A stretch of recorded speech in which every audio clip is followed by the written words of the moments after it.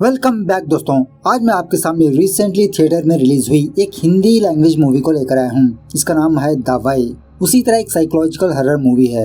आप मूवी के बारे में बात करें तो मूवी एक बार जरूर देख सकते हैं। तो चलिए फटाफट से वीडियो को स्टार्ट कर लेते हैं। उससे पहले लुटा दो प्यार फॉलो इंस्टाग्राम। मूवी की शुरुआत में ही एक बूढ़ा आदमी एक वॉच को बना रहा होता है। उसके बाद दूसरे सीन में एक कार और एक बाइक का जबरदस्त एक्सीडेंट हो जाता है और शायद इस एक्सीडेंट में एक बच्ची भी मर जाती है, लेकिन यह बात हमको बाद में पता चलेगा। उसके बाद सीन कुछ दिनों बाद शिफ्ट होता है, जहाँ पर कोरियर वाले एक बड़े से वॉच को किसी घर में शिफ्ट कर रहे होते हैं। इसी दरमियान में उस वॉच के अंदर अचानक से डेट वगैरह चेंज होने लगते हैं। एक अजीब की लाइट ब्लिंक होने लगती है। खैर उसके बाद सीन दोबारा कुछ दिनों बाद शिफ्ट होता है, जहाँ पर एक हस्बैंड वाइफ को दिखाया जाता है। बंदी का नाम है दीक्षा, बंदे का नाम है युवन। एक्चुअली कुछ दिनों पहले दीक्षा के माँ बाप किसी एक्सीडेंट में मारे गए। उस सदमे से दीक्षा के दादा भी मर गए। दीक्षा की दादी ने दीक्षा के लिए काफी सारी प्रॉपर्टी छोड़ के गई। सो फिलहाल ये दोनों उसी घर में रहने के लिए आते हैं। उसी दिन युवन का बेस्ट फ्रेंड अभी युवन के लिए एक सोफा सेट गिफ्ट पर भेजने लगता है और उसी के साथ साथ अभी को एक एक्स्ट्रा गिफ्ट भी मिलता है, एक एंटीक पीस। सो दूसरे दिन कुरियर वाले वो सोफा सेट के साथ साथ वो बड़ी सी घड़ियाल को भी युवन के घर लाते हैं, दीक्षा के घर लाते हैं। उस घड़ी को घर के अंदर लाते ही भगवान के पास जो दिया होता है ना, वो अचानक से बुझ जाता है। खैर यहाँ पर दीक्षा के बारे में एक और बात है कि ये गूंगी है। अभी युवन के घर आकर खाना वाना खाकर जाते जाते युवन से कहने लगता है कि तुम किसी न किसी दिन भाभी को सच्चाई बतानी होगी। खैर उसके बाद दीक्षा की नजर उस बड़ी सी घड़ियाल पर पड़ती है। दीक्षा फटाफट से इसके कवर को ओपन करने लगती है तो सच में ये वॉच बहुत ही खूबसूरत होती है। तभी उस वॉच के अंदर से लाइट ब्लिंक होने लगती है। दीक्षा घबराते हुए होल के जरिए से अंदर झांकने लगती है तो उस वॉच के अंदर दीक्षा को किसी औरत का चेहरा नजर आने लगता है। ये देखकर दीक्षा बहुत घबराने लगती है, उस वॉच से दूर हटने लगती है। तभी दीक्षा को खिड़की के बाहर कोई नजर आने पर दीक्षा चकराकर नीचे गिर जाती है। उसके बाद युवन फटाफट से डॉक्टर को बुलाकर दीक्षा का चेकअप करवाने लगता है। डॉक्टर पूछने लगता है कि इससे पहले ऐसा कभी हुआ था। युवन कहने लगता है कि एक्चुअली डॉक्टर साहब एक कार एक्सीडेंट में दीक्षा के सर पे चोट आने की वजह से ये अपनी आवाज खो दी, लेकिन ऐसा कभी नहीं हुआ। डॉक्टर कहने लगता है अगली बार ऐसा हुआ तो दीक्षा को बहुत प्रॉब्लम हो सकती है, आप अपनी वाइफ को एक बार किसी साइकियाट्रिस्ट डॉक्टर को दिखाइए। ऐसा कहते हुए एक विजिटिंग कार्ड देने लगता है। खैर उसी रात जब दीक्षा सो रही होती है, दीक्षा को एक अजीब का सपना आने लगता है। सपने में दीक्षा को एक अजीब की औरत नजर आने लगती है और वो डरावनी औरत दीक्षा का हाथ पकड़कर कहीं पर ले जाने लगती है, एक सुनसान जगह पर। और उस जगह पर चारों तरफ कोहरा ही कोहरा होता है। कुछ ही दूरी पर दीक्षा उस बड़े से वॉच को देखने लगती है। तभी पीछे से वो औरत दीक्षा का गला घोटने लगती है। ये सपना देखकर दीक्षा फटाफट से अपनी नींद से जाग जाती है। आवाज करने की कोशिश करती है लेकिन इसके गले से आवाज ही नहीं निकलती। खैर दूसरे दिन जब दीक्षा रेडियो ऑन करके कुछ गाने वाने सुन रही होती है, अचानक से उस रेडियो की फ्रीक्वेंसी ऊपर नीचे होने लगती है और इसी तरह गाने के बीच बीच में किसी औरत की आवाजें भी आने लगती है।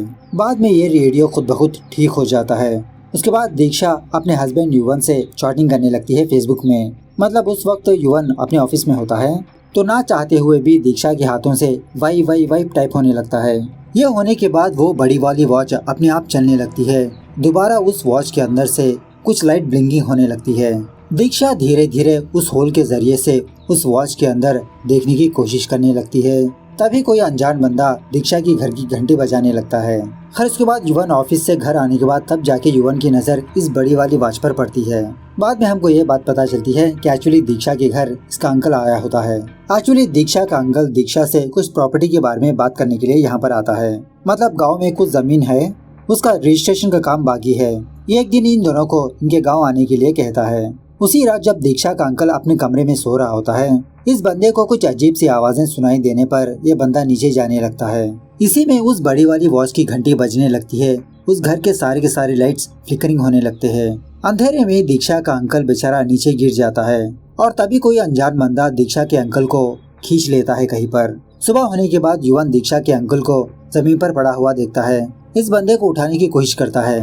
लकीली दीक्षा का अंकल जिंदा ही होता है। सो युवन दीक्षा के अंकल को वहाँ से उठा ले जाता है। उसके बाद चाय वगैरह पीते वक्त दीक्षा का अंकल युवन से कहने लगता है कि इस घर में भूत है।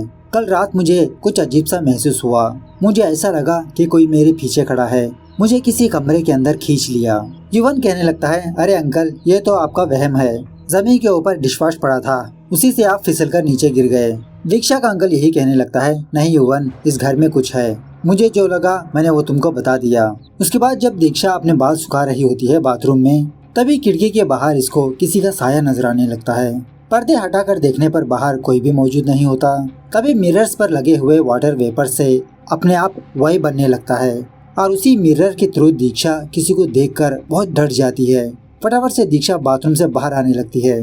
जब दीक्षा गिरने ही वाली होती है, युवन उसको पकड़ लेता है और उसी तरह दीक्षा घबराते हुए वॉच की तरफ अपनी उंगली दिखाने लगती है। उसके बाद एक साइकियाट्रिस्ट डॉक्टर दीक्षा के घर आता है। दीक्षा के साथ अब तक जो हुआ युवन इस डॉक्टर को बताने लगता है। डॉक्टर युवन से कहने लगता है कि पहले तो मुझे दीक्षा के मेडिकल रिपोर्ट्स चाहिए और इसी तरह इस घर के चारों तरफ सीसीटीवी कैमरास लगाओ। उसी रात जब दीक्षा और युवन अपने कमरे में सो रहे होते हैं, पता नहीं अचानक से दीक्षा को क्या हो जाता है, वो अपनी नींद से जागकर युवा का गला घोटने लगती है। बाद में पता चलता है ये तो युवन का एक बुरा सपना है। दीक्षा तो घोड़े भेजकर सो रही है। खैर दूसरे दिन युवन अपने सारे घर में सीसीटीवी कैमरास फिक्स करवाता है। रात होने के बाद वो डॉक्टर अपने लैपटॉप में सारे सीसीटीवी कैमरास को चेक करते रहता है। अब उसी घर में अभी भी होता है। अभी को सूसू आने पर अभी वॉशरूम जाने लगता है। तभी अचानक से उस घर के लाइट्स फ्लिकरिंग होने लगते हैं। खिड़की के बाहर अभी किसी के साये को दिखता है।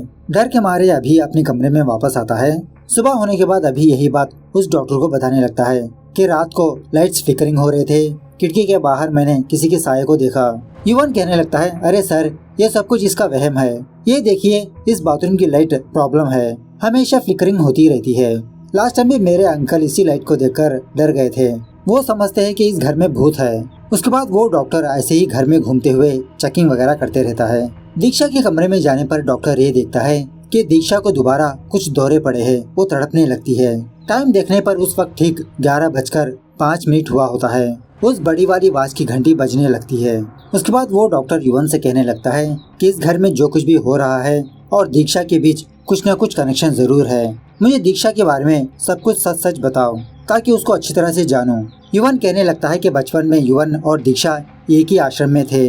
बचपन से ही ये दोनों एक दूसरे से बहुत प्यार करते थे। एक दिन अचानक से दीक्षा के माँ बाप उस ऑर्फनेज जाकर दीक्षा को वापस ले जाने की बात की। एक्चुअली दीक्षा जब पैदा हुई तब दीक्षा के माँ बाप की शादी नहीं हुई थी, इसीलिए दीक्षा के माँ बाप ने दीक्षा को इस ऑर्फनेज में छोड़ दिया। अब इन दोनों की शादी हो गई है, इसीलिए दीक्षा के माँ बाप दीक्षा को ले जाने के लिए आते हैं। उस ऑर्फनेज का वार्डन दीक्षा को समझा बुझाकर दीक्षा को उसके माँ बाप के पास भेज देता है। इसके बहुत सालों बाद उस वार्डन ने दोबारा युवन को कॉल किया। कहने लगा था कि दीक्षा के माँ बाप तुमसे मिलने के लिए आ रहे हैं, तुम भी ऑर्फनेज आ जाओ। तो युवन खुशी के मारे अपनी बाइक से उस ऑर्फनेज जाने लगता है। तभी एक रास्ते पर एक कार का एक्सीडेंट हो जाता है और शॉकिंगली उस कार में दीक्षा के माँ बाप और दीक्षा मौजूद होते हैं। लकीली दीक्षा जिंदा होने की वजह से युवन दीक्षा को हॉस्पिटल ले जाता है, लेकिन उस एक्सीडेंट में दीक्षा के माँ बाप मर चुके होते हैं। उसके बाद दीक्षा के अंकल ने दीक्षा और युवन की शादी करवा दी। और एक्चुअली यहाँ पर एक और बात यह है कि एक्चुअली दीक्षा अपना थोड़ा सा पास्ट भूल चुकी होती है, मतलब अपने बचपन के इंसिडेंट्स। युवन सच्चाई बोलने पर ही दीक्षा को अपना पास्ट याद आ जाता है। धीरे धीरे दीक्षा ठीक होने लगती है। खैर इसी दरमियान में एक दिन जब ये चारों लोग बैठकर ऐसे ही बात कर रहे होते हैं, तभी उस बड़ी सी वॉच में 11:05 बजते हैं। उस वॉच में की घंटी बजने लगती है। वो घंटी सुनने के बाद पता नहीं दीक्षा को क्या हो जाता है। दीक्षा अनकॉन्शियस होने लगती है। वो डॉक्टर फौरन अभी से कहने लगता है कि फटाफट से उस वॉच को रोक दो। तब जाके दीक्षा नॉर्मल होने लगती है। डॉक्टर पूछने लगता है कि ये वॉच आपको कहाँ से मिली।